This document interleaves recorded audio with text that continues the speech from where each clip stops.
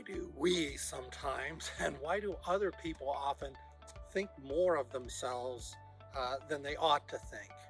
Well, there's something called the Dunning Kruger Effect, which two social psychologists showed how this works and how it is really rampant and widespread throughout society. I'm not sure what the figures are, but the first rule of overrating yourself is if you are in the Dunning Kruger Club, you don't know you're in it. The Bible says to us, don't think of yourself more highly than you ought to in Romans chapter 12. Well, overrating ourselves gets us into problems because we don't have a proper assessment of self and we don't have a proper assessment of others. Where do you see it show up? I would say a great place to look is the internet.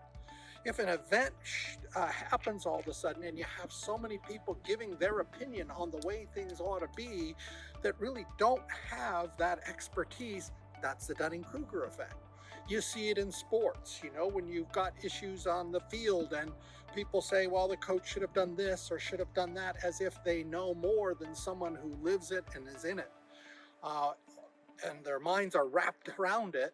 I think especially you see it in politics with people who believe they have the proper understanding of the way that the government should be run. Governments are very complex and difficult to understand. How much you tax, how much you don't, whether you make laws, where not to make laws.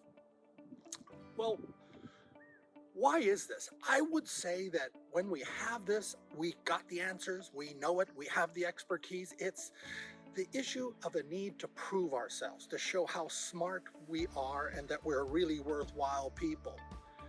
Well, when we don't have a need to prove ourselves, then we can learn, then we can be humble, then we can have a proper self-assessment of our expertise and the expertise of others and honoring it. We can learn and grow from there.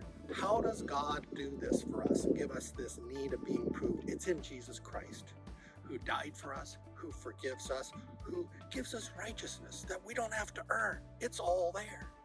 It puts us into a mode of humbleness, knowing that there is a God and it's not us. We don't have all the answers, but God does, and we can listen to others. Hey, I want to know, how have you seen the Dunning-Kruger effect take place in your life or anywhere?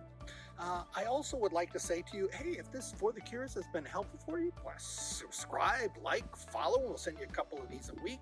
If there are people on your friends list who would be open to learning about the Dunning-Kruger effect and the issue of proving ourselves and how does God deal with this, please share it. But in any case, we say salam alaikum, la paz de Dios and tu viaje.